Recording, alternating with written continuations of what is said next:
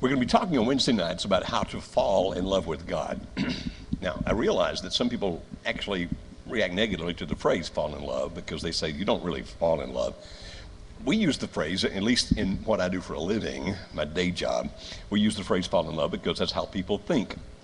And actually what we do is, in part of our process, is to explain to people how they fell in love with each other, and if their marriage is in trouble, how they fell out of love with each other, and if they chose so to do, how they could fall in love with each other again. And that's basically the gist of what I do in my day job. Now, I want to start with that, explaining that process a little bit, because if we can begin to understand how people fall in love with each other, we can begin to get a grasp of how people begin to fall in love with God. Now, understand that there are different kinds of love. You can read different words for love in the Bible. For example, in Matthew 5:44, it talks about loving your enemies. That's the Greek word agape. How would you define that kind of love? Love your enemies. How would you define or describe that kind of love? This is Wednesday night. You're supposed to talk. Right? Unconditional, meaning, okay, but that's good. We'll start with that. What else does that mean? The description, if you love your enemies, what does it mean? Intentional?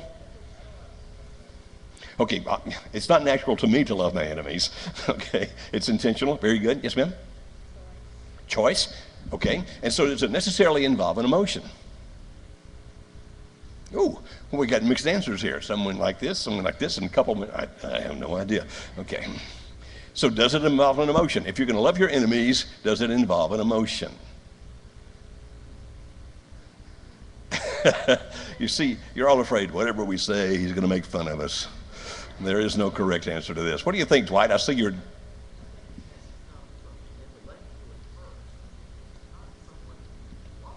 Mm-hmm.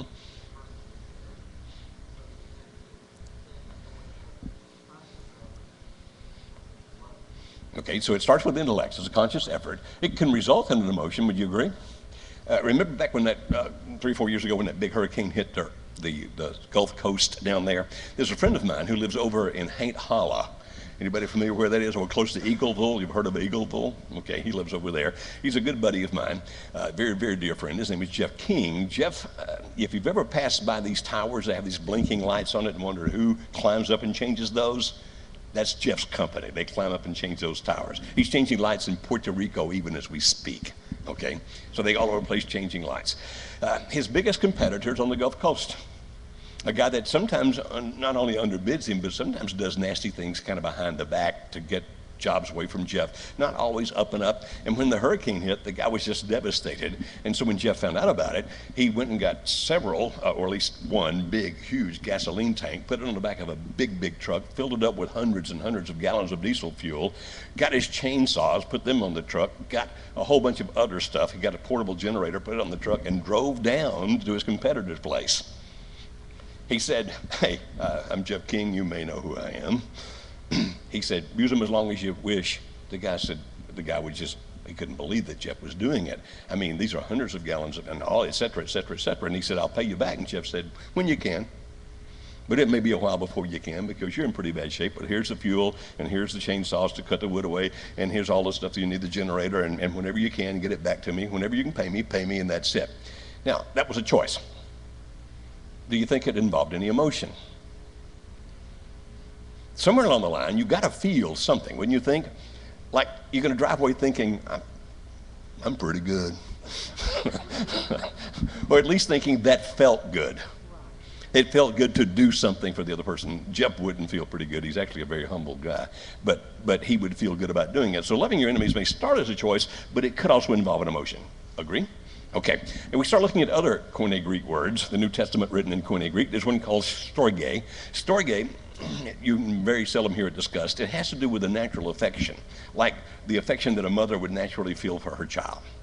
Okay, and then there's another one called philia, or phileo, based on this whether it's a noun or a verb, and correct me when I pronounce it incorrectly. Don't do that. We know I'm pronouncing them incorrectly. I'm not very good at pronouncing English. So forgive me if I'm mispronouncing Koine Greek. It has to do with friendship. So it's a word that's used as love, but it's about friendship, so that we have even cities in our nation named after it. Philia. Adelphia means brother. Philadelphia. Philadelphia means city of brotherly love. And typically that does involve affection because of the fact that it's a friendship. I mentioned Jeff. Jeff's one of my dearest friends on the planet. I feel very deep affection for him, okay? But it's not the same kind of affection I feel for Alice. You understand that there's a difference in those two things, all right? Which leads us to another word, which interestingly is not found in the New Testament. It's a Koine Greek word. It's the word eros. It's from the word from which we get things like erotic and things like that. How would you think you would define or describe that word, eros? Passion? I think passion's a pretty good definition of that. Interestingly, it is found in the Old Testament.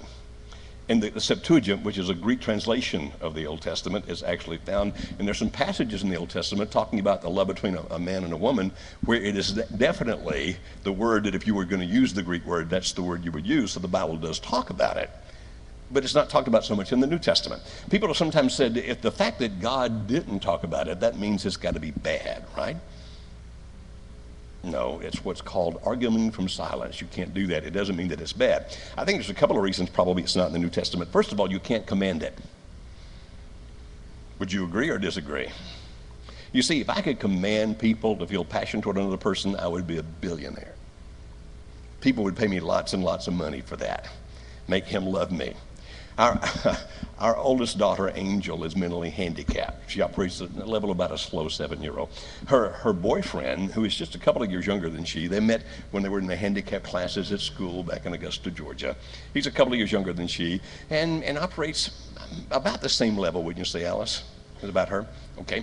His name's Kyle, and Kyle always calls me Joe Beam.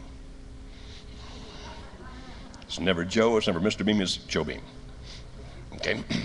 And on one occasion, somewhere along the line, Angel got tired of him. Now, their romance is just the most fascinating thing to watch because it's the romance of two 7-year-olds who happen to live in adult bodies. Okay, so the kind of things you would expect from other people don't happen with them. You understand? They send each other presents. They sometimes talk to each other on the phone. And one occasion, she told him she was tired of him and hung up. And he called me and he said, Joe Beam, Angel doesn't love me anymore. And I said, well, I'm so sorry, Kyle. He said, tell her to love me. I said, I don't think I can do this. He said, Joe Beam, you can do this. You tell Angel to love me again. I said, okay, I'll try. I hung him over. I said, Angel, I want you to love Kyle again. She said, okay. But you understand the love they feel toward each other is just very, very simple. It's not eros. It's more like phileo. It's that kind of friendship. If I could command people. So first of all, I think it's not in the New Testament, in my opinion, because you can't command it. And secondly, because of the fact that you don't have to command it. It's a natural process that people go through, that they can have that kind of love. So if people are going to fall into it, let's just call it eros right now. Passion's good, but let's call it, okay, let me go back one step. There's a guy named Robert Sternberg. Sternberg's just this brilliant, brilliant researcher and writer, okay? When I first started having contact with him, he was at Yale. After that, he went someplace else, and now he's like in New Mexico or someplace, I don't know. If you go on the internet and look him up and find a page that just lists the scholarly articles he's published, I counted it once. If I remember, it was 80 pages long. That was the bibliography of the articles this guy's published. Now, he studies in two major areas. He studies about how people learn, learning methodologies, people learn in different ways, and then he studies about love. Now, as a subset to that, he also studies hate, but he studies about love. And as far as I'm concerned, he's got the best research out there on what love is, because sometimes it's very difficult to define or describe love. Would you agree with that? Because if I ask everybody here, write down the definition of love, we would find a whole bunch of different answers. Back when I was a kid, a teenager, there was a professor at Augusta State University who said this: love is a feeling you feel when you feel you're feeling a feeling you never felt before. Love is a feeling you feel when you feel you're feeling a feeling you never felt before. I quoted that for a long time. I thought it was so profound. Then I remembered the first time I received an electric shock, which was a feeling I never felt before. But I wouldn't call that love, right? Obviously, he was being facetious. And so when Sternberg defines love, he says, well, let's see if we can find the characteristics of love. Now, he says that there are three basic components of love. What do you think one of those might be? We're talking about the love that between a couple, a husband and wife, a boyfriend and girlfriend. What do you think one of those components might be? Yes, sir. Togetherness. Okay, very good. Something else? Physical attraction. We're going to get that in a couple of minutes. Anything else? Commitment. Even when I hear hearing aids, I thought you said misery. Commitment. I'm sorry. That's why I asked. I want to make sure. Forgive me. Sometimes I hear funny things. All right. Anything else? Compatibility. Something in common. Okay. Yes, sir. Become one. I even wrote a book titled Becoming One. I thought it was a great title. Nobody bought it, so it obviously wasn't. All right. Commitment is one of the three things he says, so you hit that dead on. How do you think he defined commitment? Oh, you're looking. Okay, good for you. Actually, Sternberg has a test. It has 45 questions. It's not a test, I'm sorry, it's a profile. We give it to couples sometimes. We rate these 45 statements based on how much or how important you think they are to a relationship. I rate them on a scale of 0 to, or actually on a scale of 1 to 9. And then after we get them to rate how important they think it is, we give them the same 45 statements and say, now rate them on how much you believe they actually exist in your marriage or in your relationship. From when we start comparing those two things, we actually can make triangles out of them. It's called the triangular theory of love, and we can show them from the triangles where their biggest gaps are and where their problems are. We can also test the guy and then test the gal and put their triangles on top of each other. I know that doesn't make much sense because you can't see it, but it's a way we can help people find where some of their problems are, okay? Commitment. Commitment is a decision to maintain the relationship. How often do you think you have to make that decision? Every blooming day, right? A commitment to maintain the relationship. Another one he said is intimacy. How would you define or describe intimacy? Closeness, okay. I'm sorry, somebody said something? I didn't hear. Spending time together, okay. Vulnerability. By the way, when they ask men and women to define intimacy in national surveys, anybody shocked that men and women tend to define it differently? Does that surprise anybody?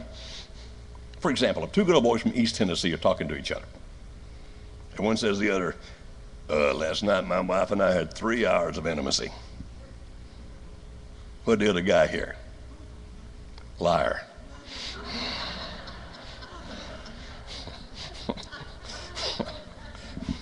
If two women were talking and one said to the other, last night my husband and I had 3 hours of intimacy, what likely did the other woman hear?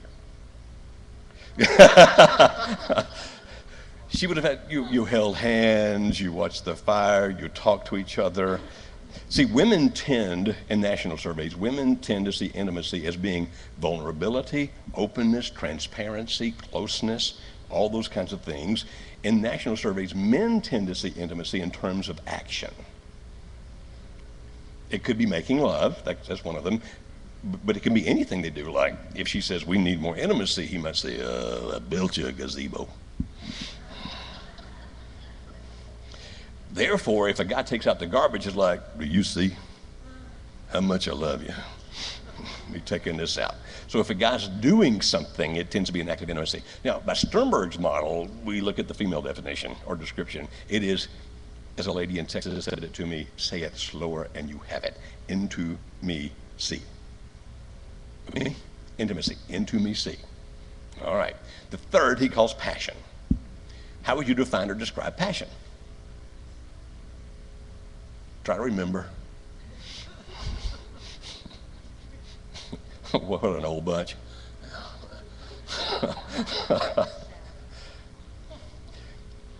Now, it can have a sexual dimension. There's no doubt about that. But by Sternberg's definition, it's much broader. It's a craving for oneness. You follow? I've told this story before. Forgive me. In December of 2007, my son-in-law Lee booked me to speak in Wasilla, Alaska. Did you hear me say December 2007? The reason, oh, by the way, he's a cousin to Dwight. This explains a lot of things. Lee booked me to do that because I promised him the next time I spoke in Alaska, I'd take him with me, and he wanted to go. So they called, and he said, sure, Joel, do it. No problem. We're up there. So we flew to I just went blank, Anchorage. We flew to Anchorage. By the way, there's 300,000 people in Anchorage. There's 600,000 people in the state. They have 4 bears for every human. You're from Alaska? It is in Anchorage. It is gorgeous. It is so pretty. All right. It was also 18 degrees below zero. Well, but we were Southern boys with no antifreeze. So we get up there, and I do my speaking. I actually spoke at the church where Sarah Palin goes to church. That was the church, okay? Which somebody tried to burn down later because they didn't like her politics. Actually set it on fire while people were in it because they don't like her politics. We're America. So after I spoke there, then Lee and I rented a 4-wheel drive pickup truck and decided to go as far north as we could go on a paved road, which was just slightly above Fairbanks. We ate at the northernmost Denny's in the world. Took a picture where the sign said northernmost Denny's. Now, Mount McKinley, we went by there, and it was just one of those days when it was just beautiful. There was no clouds. You could see everything. Everything we saw was prettier than what we saw before. Just stunning, stunning. And everything we saw, Lee would say, I wish Joanna were here to see this with me. That's my daughter, his wife. And that's a beautiful thing to say about your wife. It is a brilliant thing to say to your father-in-law. But that's how he describes passion. You understand, a craving for oneness. I wish she was here so I could share this with her. You follow that? Okay. Now, if we take his description of love, intimacy, commitment, and passion, and if all 3 of those things blend together, then that's what he calls love. That gives us a way to measure it, but it also gives us a way to talk about learning how to love God. If we can use that as our explanation of how to love God, intimacy, commitment, and passion. I want to stop right there for a minute, back up, and ask you a couple of questions. When 2 people meet each other, what do you think draws them to fall in love with each other? Just anything that you've seen that you can point out. Yes, sir. Things in common? Okay, very good. What else? Personalities, that their personalities are the same or different? Okay, which phrase is correct? Birds of a feather flock together, opposites attract. Which one's right? Both? They're both, you're all right, they are both right. People tend to marry people who are similar to them in socioeconomic background, education level, religion. Now, they may not both be Baptists. If one's Baptist and one's Methodist, they're still considered the same religion, as opposed to a Jew and a Catholic. You follow? Okay. 82% of Americans marry somebody within 5 years of their age. They marry somebody of the same ethnicity. Now, there's exceptions, but this is the majority. The theory behind that is that we tend to marry people we think we have enough in common with that we can understand each other. Then we tend to marry people of opposite personalities. And the theory behind that is that it balances us out. Now, there's always exceptions to these things, right? How many of you guys are married to somebody that's just crazy?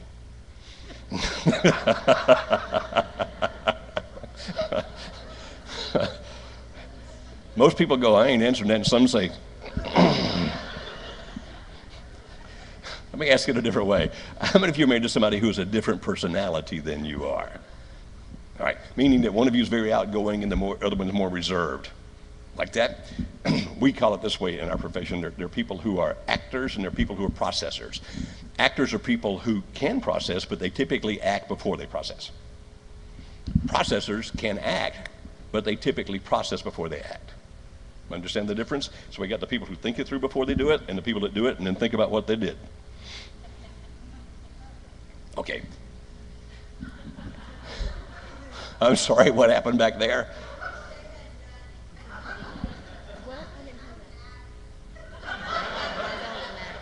You're an actor? You know, I would have never guessed that.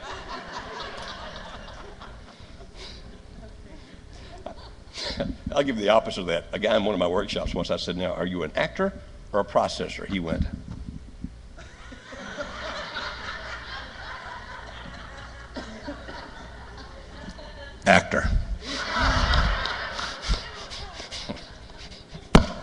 you have to think through that answer, it's the wrong answer. All right? Okay.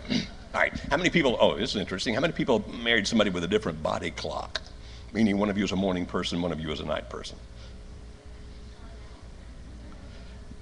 We tend to marry people different from us. Isn't that interesting? Okay. All right. So opposites do attract and birds of a feather do flock together. They're both true. Okay. Now, take this to, tell me what else tends to lead people to fall in love with each other. Physical attraction. What? Anybody care to elaborate what that means?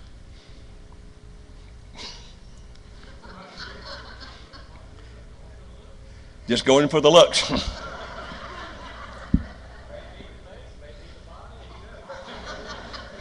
What parts of the body? I'm just curious.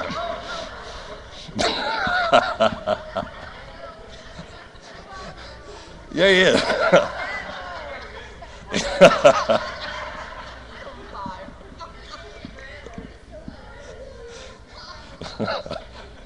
You are a very brave man.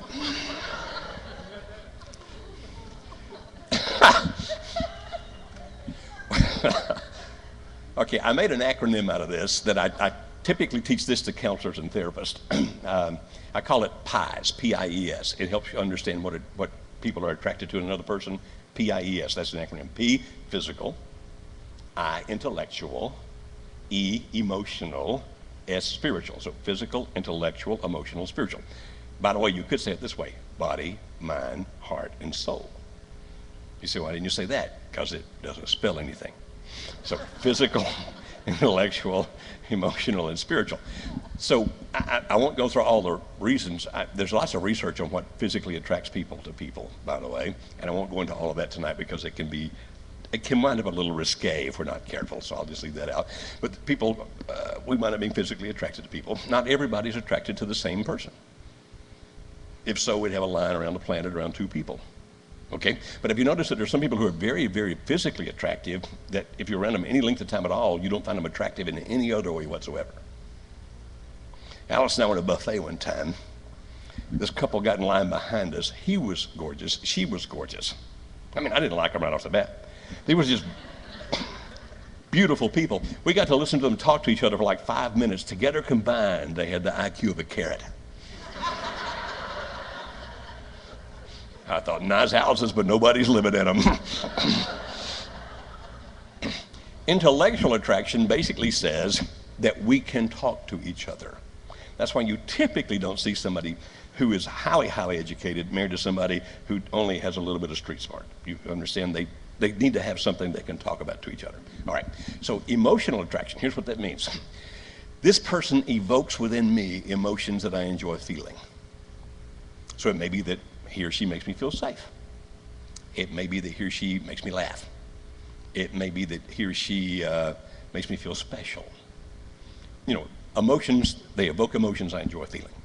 Okay, and I find that person emotionally attractive, which is why a lot of women say, boy, what really attracts me to a man is a sense of humor. Okay, that's one thing. All right, and the last one's spiritual. Spiritual, in this particular context, is not necessarily religious. It has to do with beliefs and values. Beliefs are those things that you hold to be true. Values are how you believe everybody should act based on what you believe to be true. So if my belief system says this is what's right, I expect everybody to live like that. You follow?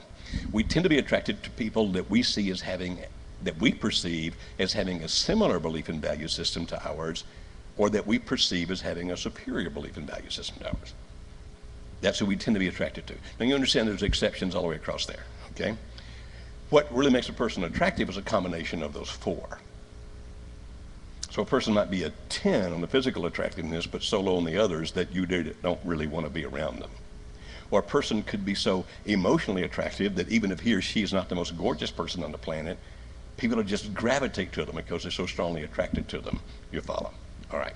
Going to come back to that in just a minute when we start talking about how to love God. When we go through that attraction stage, by the way, just talking about marriage for a minute, when does attraction cease to become important? At what point?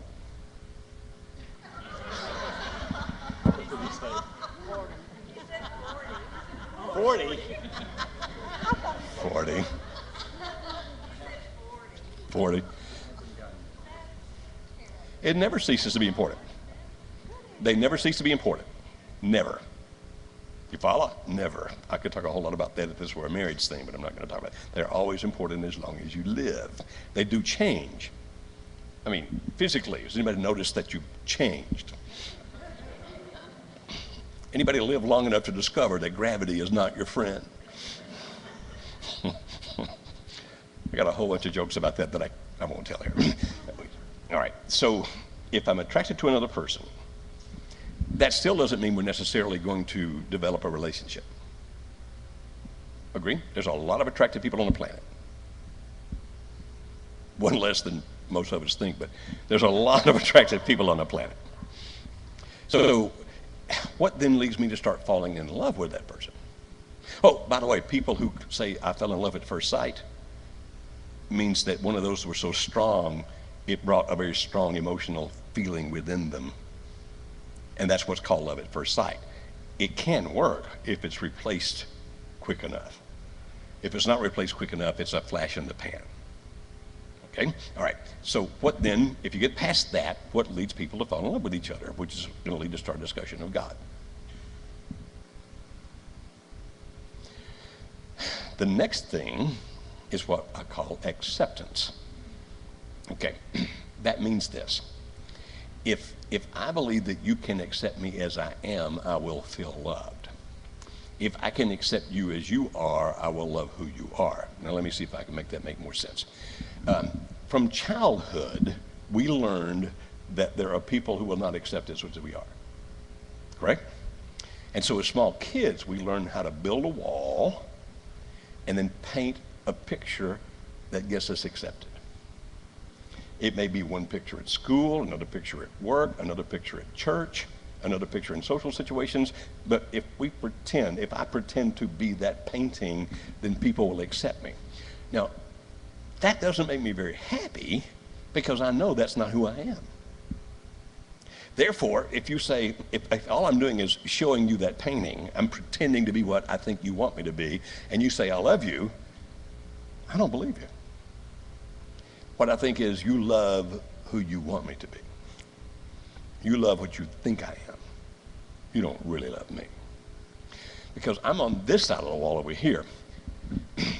And what I really want, everybody does, what I crave with all my being is for somebody to see who I am back here and love me anyway. Now the reason that's so scary is because I'm flawed.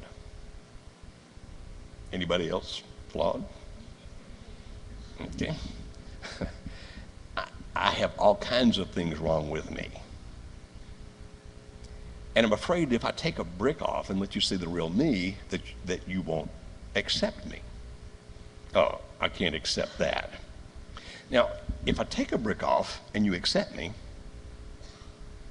I'll take another brick off. By the way, it may not be the next minute. It may be the next month. You understand? I'm going to take a brick off and wait long enough to see if you're really going to accept me anyway. If you love me anyway, I'll take off another brick. If you continue to love me, I'll take off another brick. Now picture it like this. If I've taken down this many bricks, and you say I love you, I believe it this much. I still doubt it this much because I think if you knew that about me, you might not love me at all. You follow? If I can take down this many bricks and you say I love you, I believe it this much. But I still doubt it this much because I'm worried if you knew that about me, would you love me? And some of us are more messed up than others. I will agree to that. But we're all messed up. Nobody's perfect. I'm sorry, but even your mother is not perfect. My mama is. But yours is not. So if you really want to have love, the most important dimension of love, the most important way to develop love is to be able to, now this is what intimacy really is, by the way, intimacy. I take down more and more bricks and more and more bricks and more and more bricks, and it takes a while to do that. It takes a while to do that because I'm always afraid you're going to reject me. Oh, now what happens if I take down so many bricks and then you start using what you know about me to hurt me? What do you think I'm going to do now? Put them back up. As high, higher, as thick, thicker, right? Like I'll put up another wall and another wall because I can't stop people from throwing bricks at me, but I don't have to hand them the bricks. Is that right? That's why we go through life with what a friend of mine calls smiley face lies. How are you? I'm great. How are you? And we don't get very deep because it's like, I'll have to take off a brick or two, and you won't love when you see, because I'm messed up. There are days when I don't love me. Are there days when you don't love me? Are there days when you don't love you? I think everybody goes through that, unless they're narcissistic. I don't love me. So how in the world can you love me? Now, if we're looking in a male and female relationship where they really learn how to be in love with each other, then over the years they take down more and more and more and more and more and more and more bricks. What keeps me in business is how much they hurt each other. And they put the bricks back up, and that's what keeps my business going, which I wish didn't happen so I could do something more fun for a living. Truly. Because what I do is miserable. It really is miserable. It's just needed. And if brothers and sisters in the Lord learn to love each other, it's to the point they can take down X number of bricks. Now, John and I have been friends for a long time. I love to tell people the story about when we spoke on a youth rally together in Oxford, Alabama, and he corrected me in front of 400 people.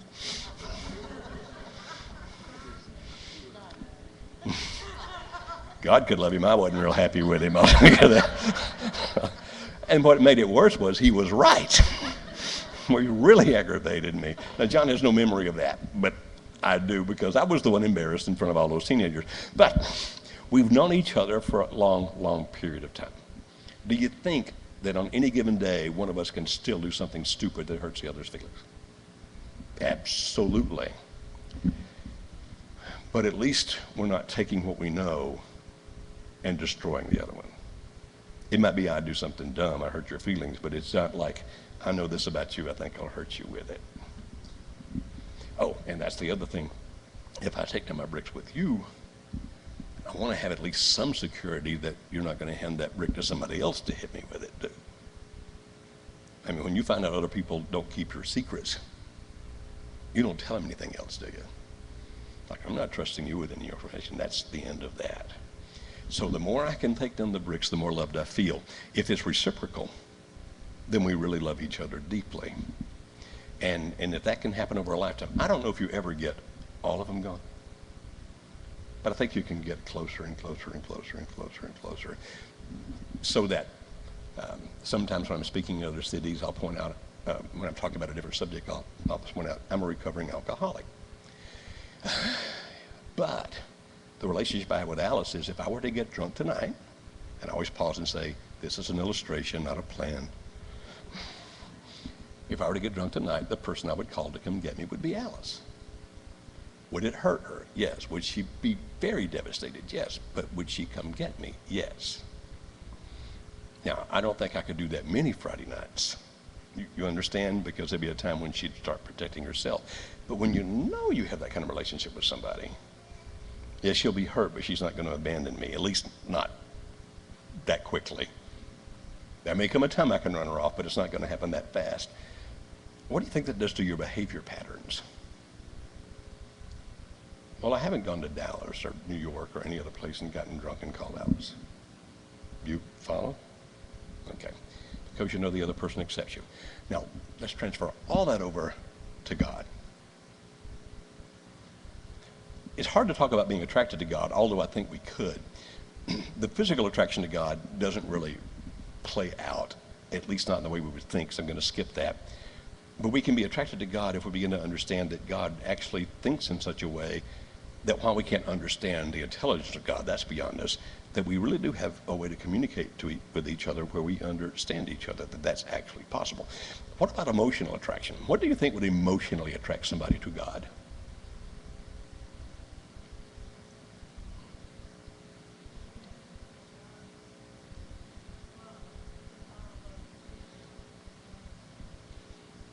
Okay, so he can love me in spite of myself?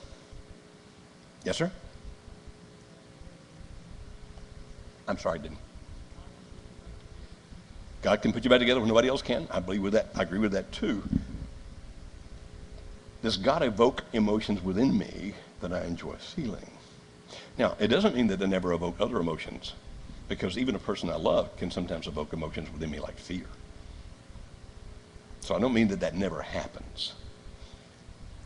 That's what I was trying to talk about a little bit Sunday morning in the sermon, is the fact that I think that when we allow God to evoke emotions within us toward him, I feel this toward you. I feel safe. I feel special. All those are the kind of things. We can talk about the spiritual aspect, but let's move on to this. I'm going to read one passage to you. Romans chapter 5, gentlemen, they already have it ready back there. Would you wake up those guys and tell them I'm ready? I'm kidding, fellas. Listen, it's an era to mess with the guys who have the microphones controlled back there. I apologize for getting Romans chapter 5, here's what Paul said. He said, you see, at just the right time, when we were still powerless. Now this becomes important here because he's trying to say, we know we're messed up. Okay? When we were still powerless, Christ died for the ungodly. Next verse. Very rarely will anyone die for a righteous person, though for a good person, someone might possibly dare to die. What he's hitting on here is the fact that we tend to think that we're not as good as other people. We could say, I can see why God would do that for you. I can see why God would do that for you. I have no idea why God would do that for me. That's what he's talking about. Look at the next verse. But God demonstrates his own love for us in this: while we were still sinners, Christ died for us. So does God see behind the wall? But do we really believe that God sees behind the wall? Now think about this just for a minute. God sees everything I do. If I really believe that, what am I doing all the things I do? If I really believe that. I'm sorry? He knows you're a sinner. But if I really think, okay, God knows everything I think, God knows everything, et cetera, et cetera, et cetera, et cetera, would I really be doing some of the things or being involved in some of the things? I'm not talking about me necessarily. Well, yeah, I'm talking about me. Any of us. If I really, really believed, for example, if I'm in a room and one of my daughters walks in, what sinful thing are you going to think I'm going to do while they're watching? And why would I behave? It's because I love them and I don't want to hurt them. So if they're there, I'm not going to do some terrible thing because my daughters are watching me and I don't want to hurt them. If I really believe that about God, that he was there watching, you follow my point here? Okay. What we want to do is this. We said last Sunday morning that we want to make this experiential. The experiential part starts next Wednesday night. We want to walk through a process. If you decide to come back, we want to walk through a process of how you would take bricks down for God. Not necessarily for us, because I don't know if we all trust all of us, right? But how would you do that for God? And not just talking about it philosophically, or even from this is what you should do when you go home, but experientially, right now, right here in this service, how would you be able to take a brick down from that wall in relationship to you and God? And let's see how that feels. And then let's see what happens if we take another brick down from your wall. And the process here would be, yes, I intellectually assent that God knows who I am behind the wall, but what if I actually go through a process where I can experience, at least in some way, that I'm actually showing God behind the wall? Let's see what happens. Now, we're hoping it helps us all grow more in our love to God. That's what I think will happen. We're not going to do anything weird or strange. Don't be worried about this. We're not going to bring in an x-ray machine that picks up sins. Everybody's standing in front of it. Ooh. Not going to do that. It's going to be a process between you and God. It'll be spiritual. So it'll be some teaching. but also some things that we actually do. Does that make sense? All right. So I'm going to take a couple of minutes here as we end this then to just have some silent prayer. And here's what I'll ask you to pray about it, if you will. Ask God for the courage for you to willingly invite him behind your wall. Now, if you ask that prayer, there may be something specific in your mind that you need to tell him about. I'm going to give an extreme example that I'm not saying is applicable to anybody here, just an extreme example, okay? A fellow wanted me to meet him for lunch, and I'm pretty well protected because of all the deadlines we have going on, but he called my friend Denny Boltinghouse. You may remember if you were here a few Wednesday nights ago, I had Denny Boltinghouse. He's a rather large fellow that came in. He called Denny. Denny's the guy who married Alice and me when we married each other the second time. Okay, so very close friend. He twisted Denny's arm to have lunch with me. So I said, okay, Denny, if you're there, because Denny told me a story, and I thought, I don't have time for this, so we go. And the guy says, I used to hear you speak. I was an elder in the Church of Christ, and he told me where. Before I went to jail. And what did you do? I mean, I was curious, wouldn't you? Okay, what did you do? He said, for many, many years, even as an elder in the church, I was still very much addicted to pornography. It was my secret life I hid from everybody, even though I was up leading prayers and teaching Bible classes and sometimes preaching. And one time I clicked the wrong thing, and the site I went to, he said, it wasn't children, but it was girls who were like 16. And I left it, but it was a trap. And they came and arrested me. He said, I don't have any desire for children, so don't think I'm a pedophile. But I would have never done that had I not been into all the stuff I was in and clicking all the things I was clicking. He said, it's my fault. I take responsibility. He said, because it wasn't children, they just put me in for 3 months, as opposed to how long I would have gone had I actually been a pedophile. He said, I'm a registered sex offender. Will be till the day I die. We moved into where we live now. One of the neighbors actually put flyers all over the neighborhood saying a child molester lives in this house. He said, I've never touched a child. But what I did was against the law. What I did was wrong. And I went to jail. Now I'm sitting here watching this guy, paying attention to him, listening to him. Of course, my question is, what do you want from me? I want to know what you want from me, because I don't know if I can do it. His answer was, I don't want anything. I just want to help people who are like me, and I don't know how to do that, and I'm not asking you to do anything except, can I just call you every once in a while when I have an idea, and you just give me your opinion. I said, you can email me, and I'll respond when I can. I'm not blowing you off. It's just pretty intense, but I understand. I understand what you're trying to do. He said, how many people do you think sitting on a pew on any given service, I'm not just talking about porn, but whatever, are into things they ought not to be in, and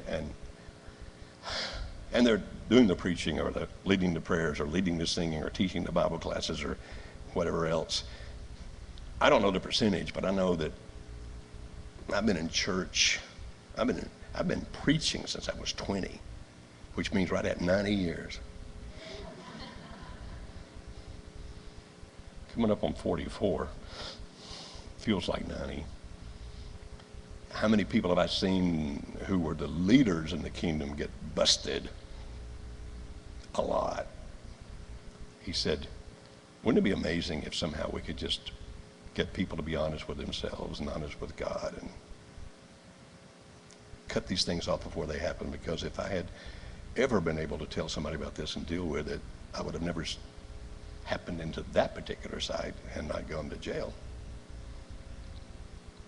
But I didn't. How can we get people to start being honest? Well, I'm not even asking us right now to be honest with the church, like walk up and say, hand me the microphone, I want to confess my sin. However, seriously, if you want to do that, okay. All I'm saying is, ask God for the courage to invite him behind your wall. And if there is something behind that wall that you're afraid for us to see, why don't you start talking to him about that right now? We'll pray for a couple of minutes and then we'll end this.